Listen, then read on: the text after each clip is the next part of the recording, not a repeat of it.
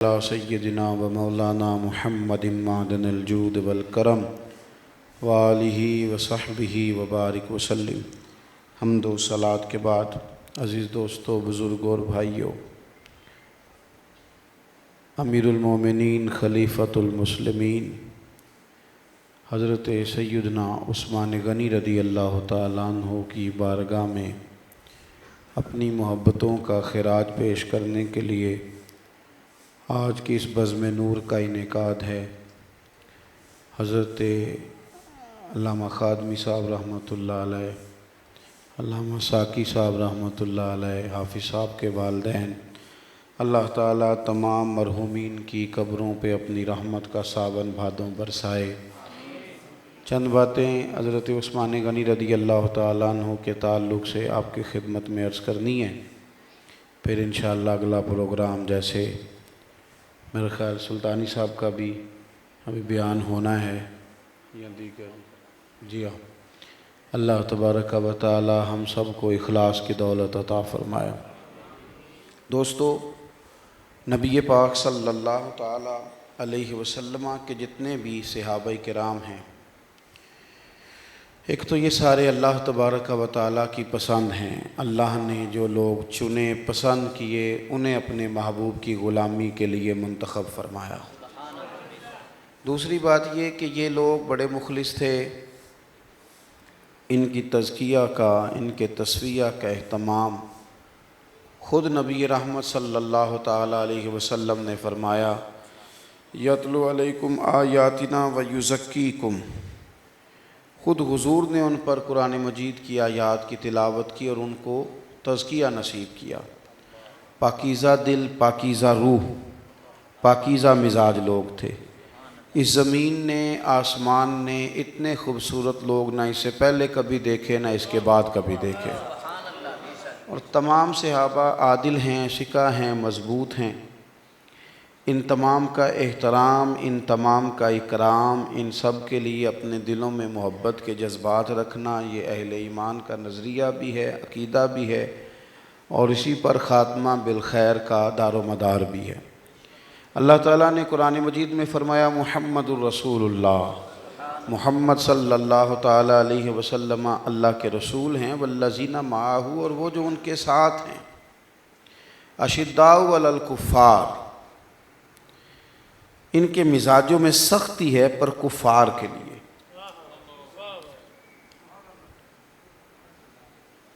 جس طرح کسی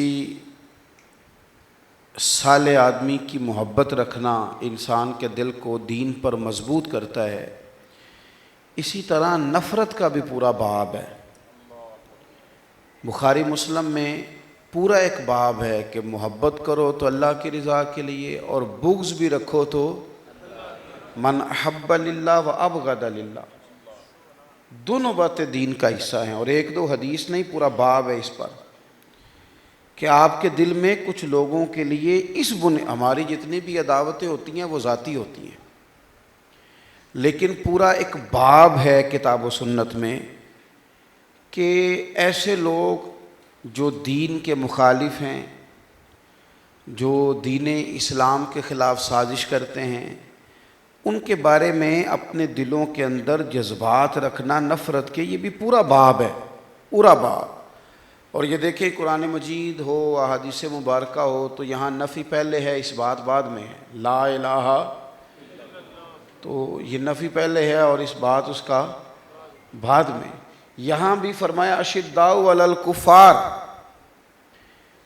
پہلے تیرے دل میں کفر سے، کافروں سے تیری طبیعت کے اندر سختی ہو۔ جب تک انسان کسی چیز کا مفہوم مخالف نہیں سمجھتا، اتنی دیر تک وہ مثبت کی طرف بھی نہیں آتا۔ تو صحابہ وہ لوگ تھے جن کے دلوں کے اندر سختی تھی کافروں کے لیے، کفر کے لیے۔ نظام ہمارے ہاں تو اتنی تعریفیں یورپ کی سنائی جاتی ہیں، اتنی کہانیاں سنائی جاتی ہیں، اتنی زیادہ ان لوگوں کی بابت ہمیں مثالیں دی جاتی ہیں، عام آدمی سے لے کر حکمران تک، حتیٰ کہ مذہبی کہلانے والا بھی جو بندہ ادھر کا چکر لگاتا ہے وہ پتہ نہیں وہ کیا بن جاتا ہے، کیا کیا باتیں سناتا ہے، کس طرح کی وہ ان کی تعریف کرتا ہے۔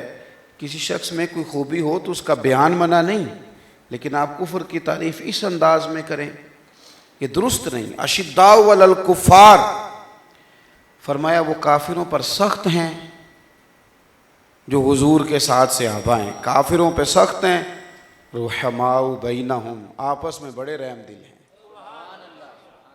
یہ ایک قرآن مجید کا ایک جملہ کافی ہے کہ رحماء بینہم، وہ آپس میں بڑے. اب جتنی مرضی تاریخ ان کا اختلاف بتائے، جب قرآن پاک نے کہہ دیا وہ آپس میں رحم دل ہیں، تو ہم تاریخ لکھنے والے مورخ کو دیکھیں گے یا رب کے قرآن کو دیکھیں گے؟ رحماء بینہم، وہ آپس میں رحم دل. حضرت سیدنا عثمان غنی رضی اللہ تعالیٰ عنہ کے بارے میں حضرت شاہ اسماعیل حقی رحمۃ اللہ علیہ یہاں فرماتے ہیں کہ رحماء بینہم سے مراد سیدنا عثمان غنی ہیں. دو باتیں اللہ تبارک و تعالیٰ نے انہیں بڑی عام لوگوں سے بڑھ کر عطا فرمائی تھی. کچھ لوگوں میں کچھ خوبیاں خدا داد ہوتی ہیں، اللہ کی توفیق سے ہوتی ہیں. وہ الگ بات ہے کہ بعض میں خدا کسی کو کوئی چیز زیادہ دے دے، اچھی دے دے، تو اسے وہ بیچنا شروع کر دے. لیکن کچھ چیزیں خدا داد ہوتی ہیں، وہ محنت کا نتیجہ نہیں ہوتی، خدا کا فضل ہوتا ہے. حضرت سیدنا عثمان غنی رضی اللہ تعالیٰ عنہ میں دو چیزیں عام لوگوں سے بڑھ کر تھیں. ایک تو اللہ تعالیٰ نے انہیں مال و دولت عطا فرمایا تھا، تو اپنے فضل سے ڈھیر سارا عطا فرمایا تھا. زیرک قسم کے کاروباری تھے. ہمارے ہاں بہت سارے لوگوں کے ناکام ہونے کی وجہ یہ ہوتی ہے کہ اپنے کام پر توجہ نہیں دیتے.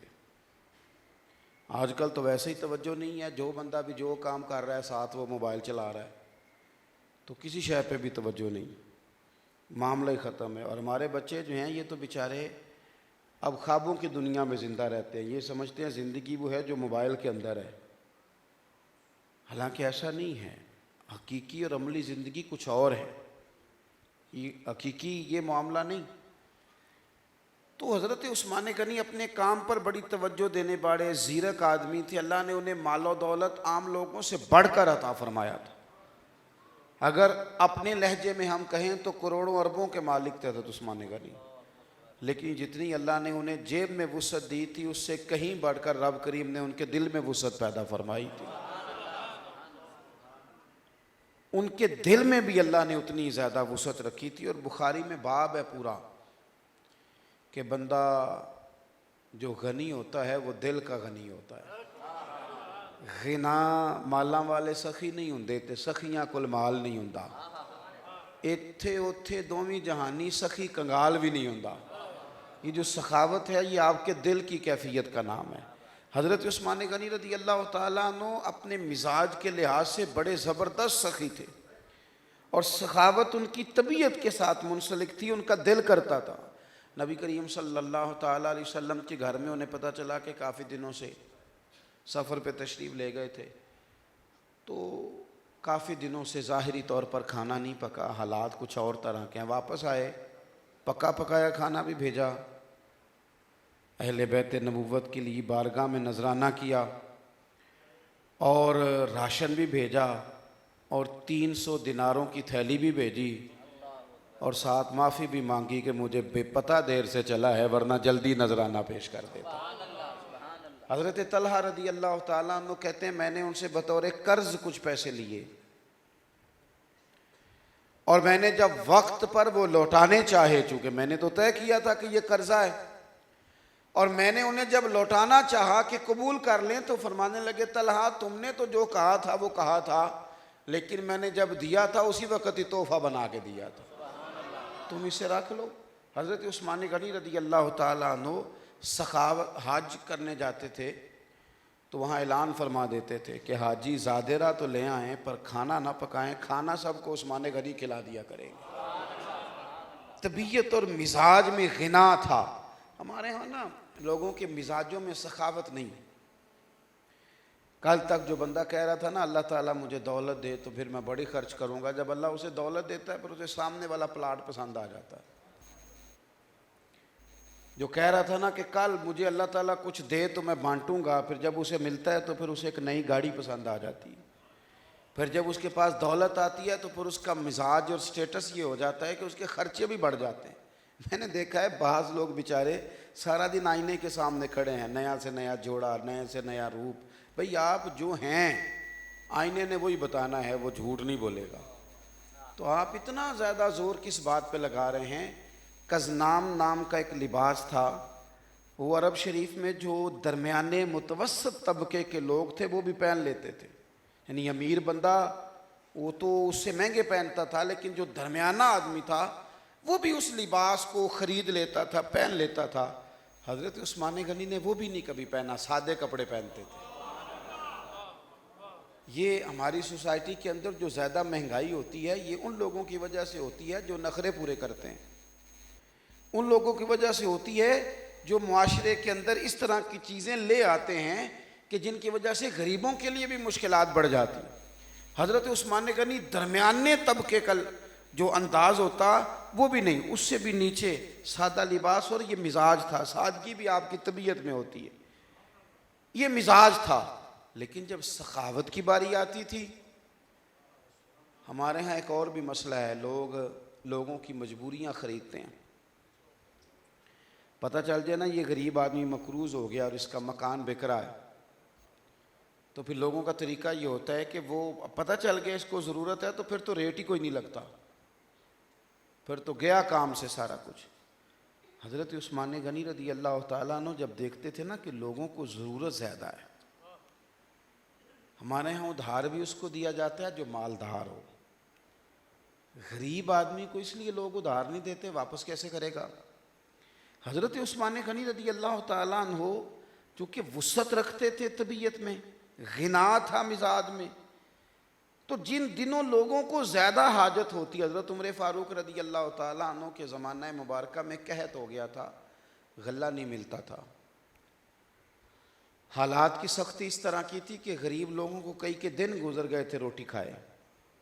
تو کئی اونٹ حضرت عثمان غنی کے مال کے بھرے ہوئے لائے گئے مسجد میں.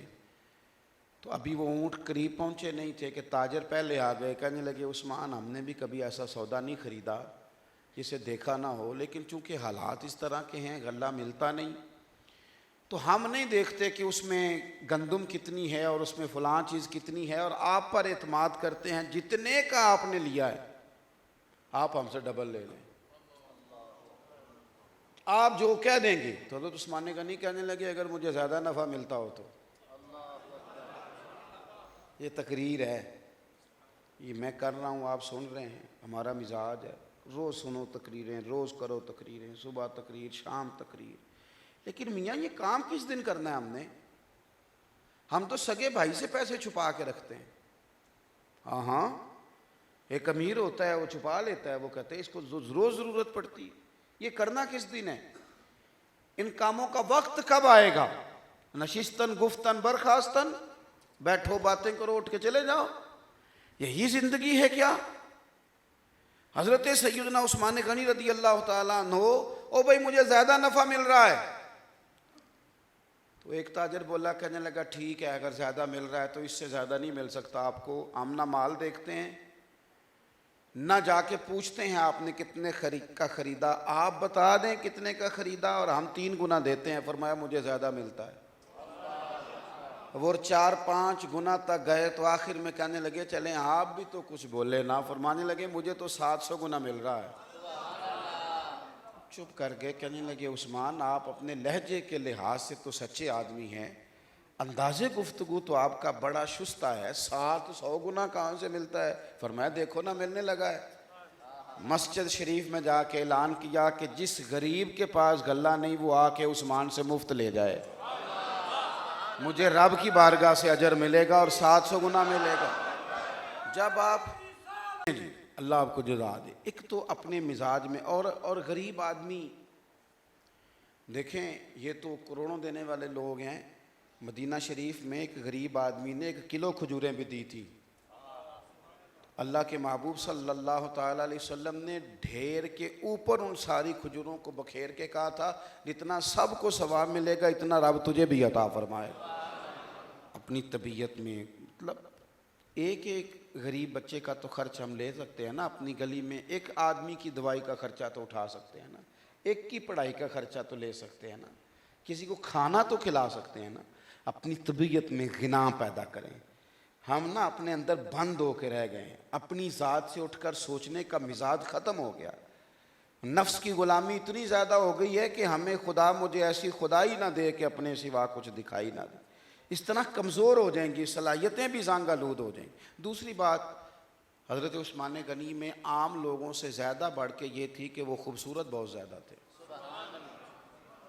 بڑے خوبصورت انسان تھے, بہت خوبصورت قد تھا, سونا رنگ تھا, گھنی داڑھی تھی.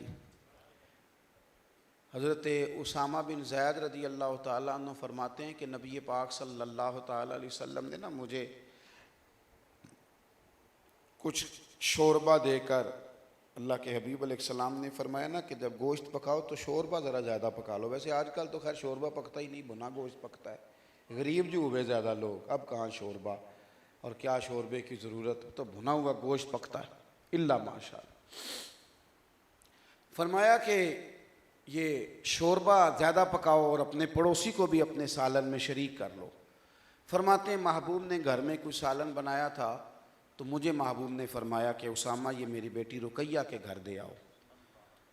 نبی پاک علیہ الصلوۃ والسلام کی بڑی صاحبزادی کا نام حضرت زینب ہے, دوسرے نمبر پر جو شہزادی ہیں ان کا نام سیدہ رقیہ ہے, تیسری کا نام حضرت ام کلثوم ہے, اور چوتھی شہزادی حضرت سیدہ فاطمہ الزہرا ہے.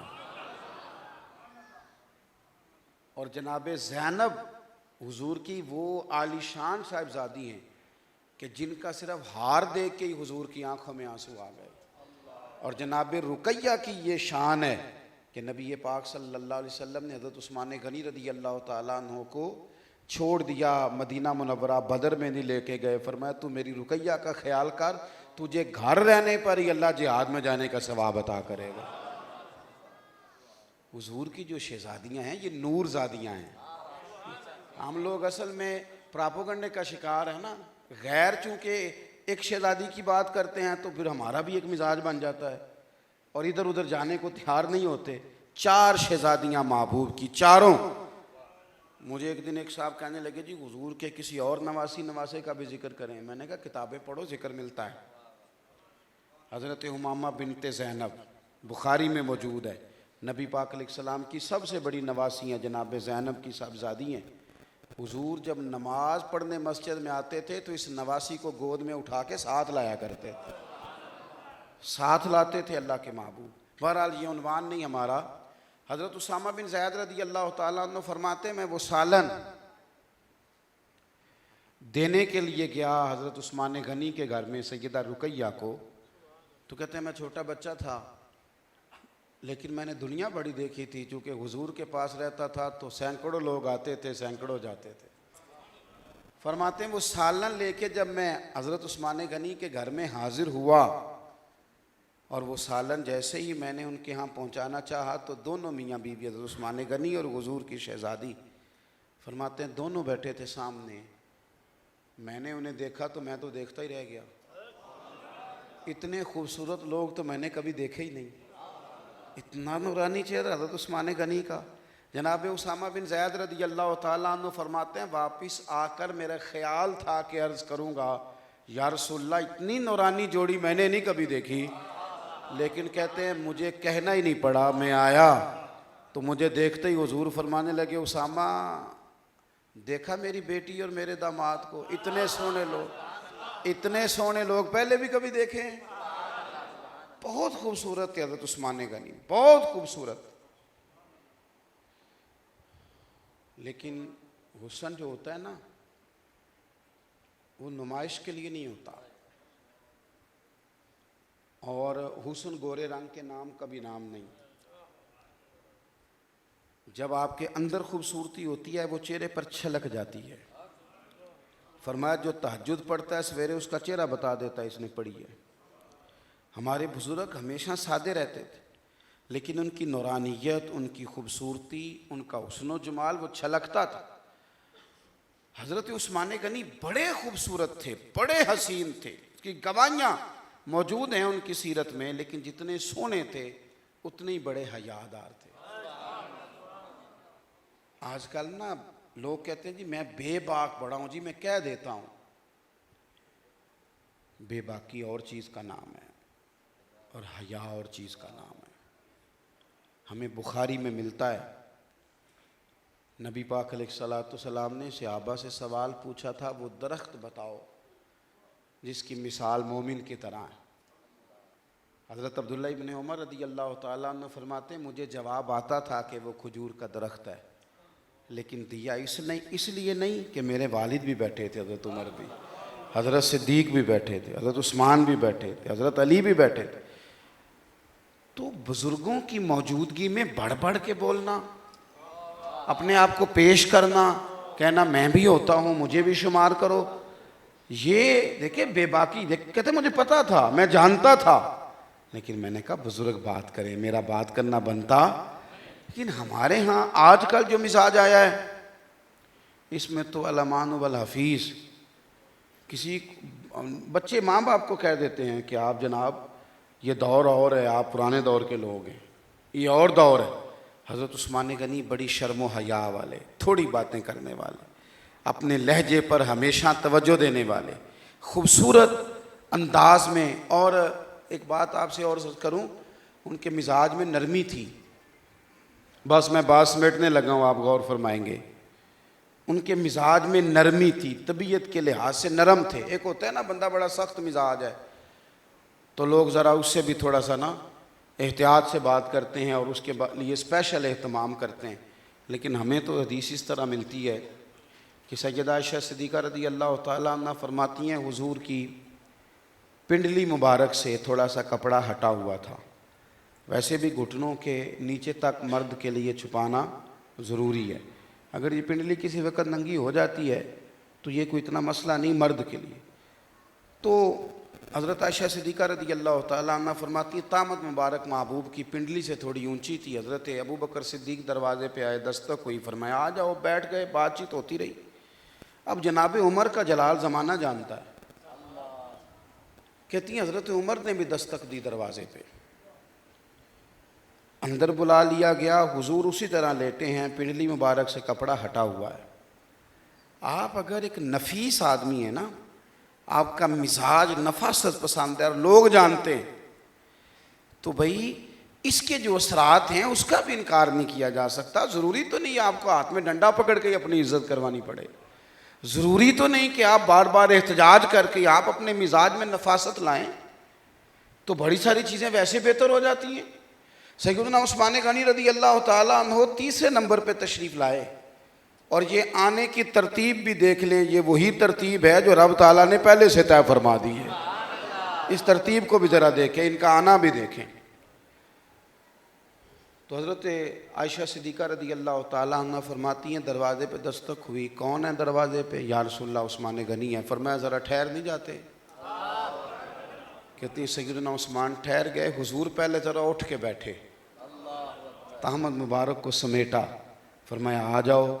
سیدہ کہتی ہیں وہ تو کلام کر کے بات کر کے تشریف لے گئے، تو میں عرض گزار ہوئی کہ یا رسول اللہ صلی اللہ علیہ وسلم محبت، پیار، شفقت پہلے دعانے والے حضرات سے بھی آپ کی بہت ہی زیادہ ہے، لیکن آپ بیٹھے رہے۔ اسی طرح عثمان آئے ہیں تو آپ نے کوئی خاص اہتمام کیا ہے؟ تو محبوب نے فرمایا عائشہ اس عثمان سے حیا نہ کرو جس سے فرشتے بھی حیا کرتے ہیں۔ اب وہ کتنا بڑا بے حیا ہے جو اس عثمان کا حیا نہیں کرتا جس کا مدینے والے رسول بھی حیا کرتے ہیں۔ وہ کتنا بے حیا ہے جو حضرت عثمان کا حیا نہیں کرتا جن کا حضور حیا کرتے ہیں اتنا۔ اور میں آپ سے ایک بات عرض کروں، ہمارے ہاں کچھ لوگوں میں انسانیت نہ تھوڑی زیادہ ہی بڑھ جاتی ہے۔ ویسے تو 2 مرلے زمین کا رٹا ہو تو بھائی کا جنازہ نہیں پڑھتے، لیکن بعض اوقات انسانیت کوئی تھوڑی اور زیادہ عود کر کے آ جاتی ہے، زیادہ ہی۔ ایک شخص کا جنازہ لایا گیا تھا تو اللہ کے رسول نے فرمایا نہیں پڑھوں گا۔ حضور آپ تو سب گناہگاروں پہ کرم فرماتے، اس کا کیوں نہیں پڑھنا؟ فرمایا یہ میرے عثمان سے بغض رکھتا تھا۔ حضرت عثمان سے بغض رکھنے والا تو مر جائے تو حضور جنازہ بھی نہیں پڑھاتے۔ یہاں کوئی انسانیت زیادہ آ گئی ہے لوگوں میں، کوئی 2 قدم زیادہ آگے بڑھ کے لوگ خیر کرنا چاہتے ہیں۔ اس لیے میرے عزیز، حضرت عثمان غنی میں ایک تو سخاوت، دوسری شرم و حیا، اور تیسری بات عرض کر کے بات کو ختم کرتا ہوں۔ حضرت عثمان غنی بڑے فہم و فراست والے ہیں، سمجھدار ہیں۔ قرآن پاک کے ساتھ خاص دلچسپی حضرت عثمان غنی کی۔ ہمارے ہاں نا مزاج نہیں ہے، پہلے نا یہ زیادہ لمبا عرصہ نہیں ہوا، 20-22 سال پہلے ہی ایک ڈھیر ساری تعداد ہوتی تھی سویرے جو مسجد میں قرآن شریف پڑھتی تھی، ڈھیر ساری تعداد۔ اور رمضان شریف میں تو بعض مساجد کے اندر اور نسخے منگوانے پڑتے تھے، پھٹیاں نہیں ملتی تھی۔ لیکن کچھ عرصے سے ہم دیکھتے ہیں کہ اور طرح کا مزاج، اپنی دلچسپی پیدا کریں، اپنا مزاج بنائیں قرآن شریف کی تلاوت کا، اور خالصتاً اللہ کی رضا کے لیے اس کے ساتھ اپنی خاص ذوق والا مزاج بنائیں۔ یہ موبائلوں میں ویسے بھی تو ساری مصیبتیں اکٹھی کی ہیں نا ہم نے، تو اس میں قرآن شریف بھی رکھیں، اس کی تلاوت کریں، آپ کو بڑی بڑی آسانی نصیب ہو جائے گی۔ میں نے دیکھا ہے بڑی بڑی لمبی فلائٹس میں لوگوں نے موبائل پہ قرآن شریف کھولا ہوا ہے، تلاوت ہو رہی ہے۔ قرآن مجید کے ساتھ حضرت عثمان غنی کی خاص دلچسپی، حضرت عثمان غنی کاتب وحی بھی ہیں۔ حضرت عائشہ صدیقہ فرماتی ہیں رات کے وقت ایک آیت نازل ہوئی تھی تو حضور نے فرمایا عثمان غنی کو بلا کے لاؤ، میں ابھی لکھواؤں گا۔ حضرت عثمان غنی کا قرآن پاک سے اتنا پیار تھا کہ رات کو 2 رکعتوں کی نیت باندھتے تھے تو 15 سپارے ایک رکعت میں پڑھ دیتے تھے، 15 دوسری رکعت میں پڑھ دیتے تھے۔ ختم قرآن کوئی خاص نہیں کہ صرف رمضان میں ہی ختم قرآن کرنا ہے، اور بھی کبھی کبھی قرآن ختم ہو جائے نا تو کوئی حرج نہیں ایسا کہ مشکل کام ہے، نہیں کسی اور موقع پر بھی نا۔ وہ ہمارے ہاں آج کل محفلوں میں ہوتا ہے نا، میری طرح واعظ بھی اور نقیب بھی اور خطیب بھی اور نعت خواں بھی سارے کہہ رہے وہ سارا قرآن ہی حضور دی تعریف ہے، سارا تے پڑھتے صحیح نہ 4 آیتاں تو پڑھی ایک بھی نہیں، سارا قرآن ہی حضور، تو پڑھا تو نے کچھ بھی نہیں ابھی تک، یاد تو کچھ اور کر کے آیا، ابھی سارا قرآن ہے تو سنا کوئی شے، بلکہ اب تو اللہ معاف کرے وہ میری طرح کا آدمی تو ڈر جاتا ہے جب وہ نقیب بھاگ کے ادھر جاتا ہے نا، پھر ادھر آتا ہے کہتا ہے میں جملہ دین لگا، وہ نہیں لگتا جی میں بم چلان لگا ہے کوئی، بھائی تو دے دے جو تو نے کہنا ہے، جان چھوڑ مثلا کیا ہونے لگا ہے، اور ویسے بھی تو جملہ رہن دے، تو کوئی آیت دے سانو، کوئی حدیث پاک، میں جملہ دینے لگا ہوں۔ او خدا کے بندو، یہ کب سنجیدہ ہوں گے ہم، دور بدل گیا، دنیا کہاں چلی گئی، لبرل اور کافر کہاں تک ہمارے مقابلے میں آ گیا، اور ہم ہیں کہ ابھی وہیں الجھے ہوئے ہیں۔ کب ان ساری چیزوں کا ہم رنگ توڑ کے باہر آئیں گے اور لوگوں کو حقیقت دین سے آگاہی دیں گے۔ حضرت عثمان غنی قرآن پاک سے پیار، دلچسپی، ذوق۔ کچھ لوگ ایسے ہیں جن کو کبھی آپ، ہمارے ہاں تو خیر یہ میلاد کی محفلوں میں بھی روٹی پکتی ہے تو اس پر بھی قبضہ کچھ اور لوگوں کا ہوتا ہے، غریبوں کے لیے یہاں بھی چنے والے چاول، وہ بھی شاپر میں۔